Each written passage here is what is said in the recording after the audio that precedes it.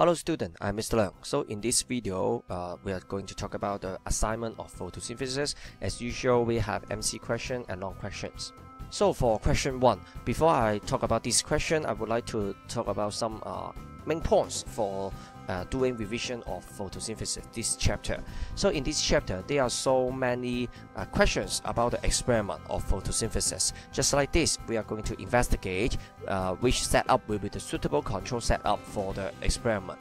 And in other questions, they may ask you the independent variable, dependent variable, and control variables. Okay, and also maybe for the experiment, they will ask you the concept of limiting factor, or ask you to suggest any precautions for the experiment or any procedures you need to be aware in the experiment.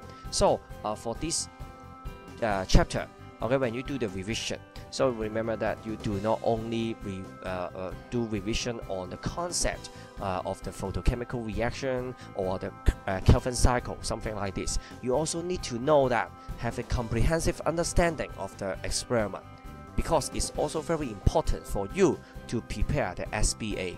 Okay, so for question 1, so this experiment is to investigate if carbon dioxide is needed for photosynthesis. Of course, we know that from the textbook, okay, carbon dioxide is necessary for photosynthesis. But for this experiment, okay, we are going to talk about is that which of the following would be the suitable control setup for the experiment. Okay, so in the experimental setup, okay, we have the plants in the jar, and then we have a chemical which absorbs carbon dioxide. Okay, so that will be the setting of the experiment. Okay, so before we talk about the question, okay, I would like to recall the concept of IV-DVC reverse. Okay, so for this experiment, the IV, that's the presence of carbon dioxide, okay, or you may say presence or absence of carbon dioxide.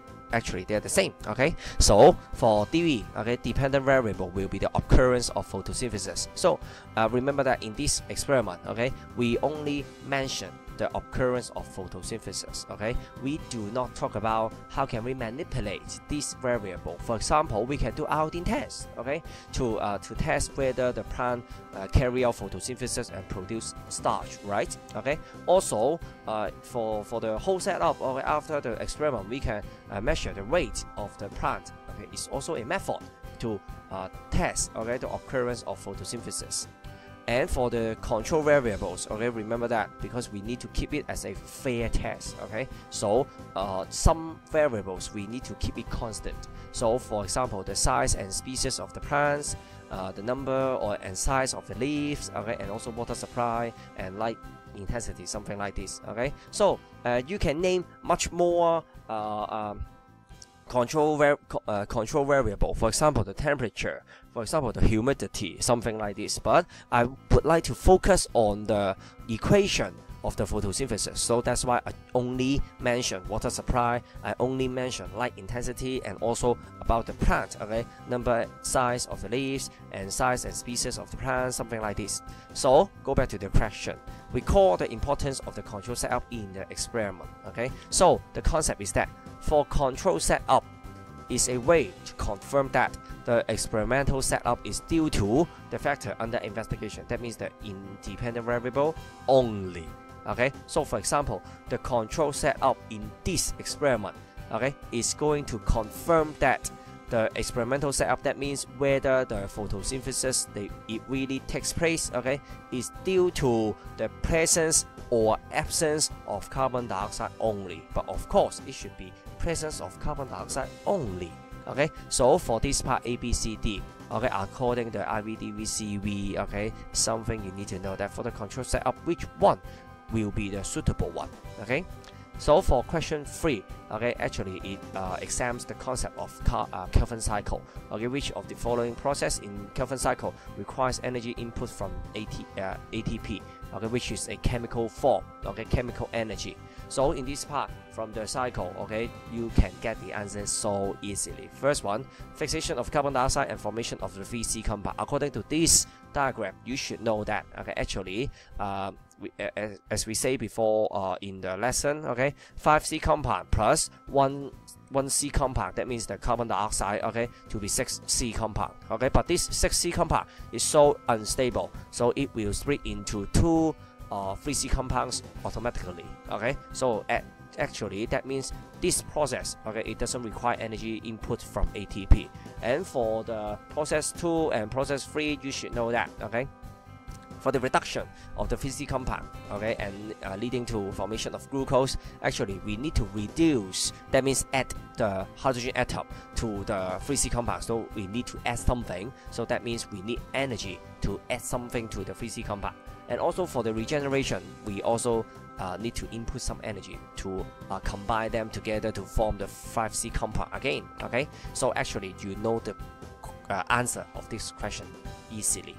And the question number 5, okay, is that it's talking about the experiment. Okay, we put a lamp, okay, in a certain distance, okay, away from the plants, okay, the water plant, 10 grams water plant, okay, and also the solution we keep it in the 30 degrees Celsius. So in this question we are going to talk about the modification, okay, which one can really increase the photosynthetic rate per unit mass of the water plant. Okay, so now remember that in this question beware of the keywords per unit mass, because for the photosynthetic rate, okay, we need to divide it by the mass, okay. So that means we need to divide 10 grams, okay, to get the final value, okay, to get the values of the photosynthetic rate, okay. So for this part A, B, C, D, which one can help us to increase the photosynthetic rate per unit mass, okay. So I use option A, okay. I will tell option A in details, okay. So double the mass, that means 10 gram water plant to become 20 grams water plant, okay. So remember that the keywords per unit mass, okay. And in this experiment, okay, we are going to measure the oxygen bubbles obtained, okay. But in my example, okay, I use glucose as the product, okay, because you know that for the products, okay, we have glucose, carbohydrates, okay, and also the oxygen. So actually, no matter glucose or oxygen, they are also the products, okay, of the photosynthesis. But one is the main product, and the other is the byproduct, okay. But no matter what, they are the products, okay. So 10 grams of water plant, okay, I just assume that, okay, there will be 50 grams of glucose produced. It's just a number, okay, just an assumption, okay, I just make it, okay. So 50 grams divided by 10 grams, so there will be 5 grams glucose produced per 1 gram of the water plant. That means what I mean per unit mass, okay. So now I double the mass of the water plant, that means 20 grams water plant, okay. So I assume that also, okay, produce 100 gram glucose, okay, or oxygen bubble, no matter what, okay. So 100 gram, okay, divided by 20 grams, okay. So finally we also get 5 gram glucose produced by per 1 gram water plants, okay. So actually you know that, okay, by this simple calculation, okay, by increase the mass of the water plant, okay, that may not a way, okay, to increase the photosynthetic rate per unit mass, okay. So and then that means, okay, option A is not correct. And for B, C, D, you choose it for me. So for B, doubling the distance between the lamp and the water plant, that means the distance will be from 30 cm to 60 cm, okay. And then so what will be the light intensity, increase or decreases? And for option C, doubling the temperature of the hydrogen carbonate solution. Now remember that, just a friendly reminder for you, hydrogen carbonate solution, okay, it can release carbon dioxide, okay, for the plant to carry out photosynthesis, okay, just a reminder for you. But in this question we are going to talk about the temperature, okay. From 30 degrees Celsius I double it to 60 degrees Celsius. So I would like to know that what will be the enzyme activity, okay, will it increase or decrease, okay.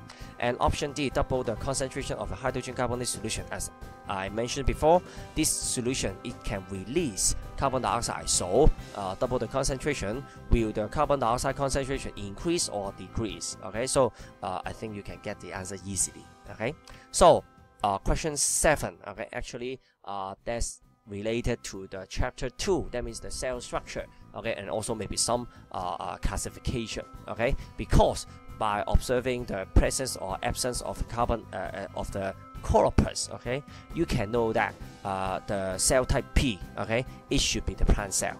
Okay, it's most likely a plant cells. Okay, so you need to know that, it's a plant cell. So which type of carbohydrate which will appear in the plants? Okay, so I also show you the equation. Okay, photosynthesis, glucose will be produced, so glucose must be the answer. Okay, option 2 must be correct. But how about option 1 and option 3? Okay, if it is a plant cell, okay, so which type of polysaccharide, okay, will be stored in the plant cell, starch or glycogen? You tell me. Okay, so question 9, okay, also the photosynthetic equation. Okay, so which of the following are the significance of photosynthesis? So for option 1 and option 2, okay, I will not talk much about it because you can refer the answer of question 7, okay, and you will get some insight for the statement 1. Okay, different types of carbohydrates are synthesized or produced for the plants. Okay, and also for the second one, okay, it's a bit about the ecosystem, because the plants can help us, can help the nature, okay, to maintain the a certain concentration of oxygen and carbon dioxide in the atmosphere in a stable level. Okay, in a stable level in the ecosystem. Okay, so for option 1 and 2, I will not talk about it in details. Okay, so you can make your own choice. But for option 3, okay, I would like to talk more about it. The consumption of water in photosynthesis, it creates the transpiration pool for water transport in plants. Okay, so I would like to talk about it because I want you to recall some concept about the transpiration. Okay, in chapter 10. Okay, so for transpiration pool, we need to talk about transpiration first. Transpiration is the loss of water vapor, that means the water loss, okay, from the plant surface due to evaporation. Okay, and transpiration pool, which is a pulling force that pulls water up the xylem vessels, okay, which is transporting water and minerals, okay, in the stem, of course also in root, right, okay, of stems due to transpiration. So actually the concept is that when the plants lose water, it will generate the transpiration pool, okay, to help the plants to absorb more water. So the key points is that transpiration pool, okay, it can provide an additional driving force for upward movement of water through the stem and water uptake in the root. Okay, so actually the plant loses water and then it will absorb water. Okay, remember the order of losing or absorbing, okay, or uptaking water. So I think you will get the answer easily.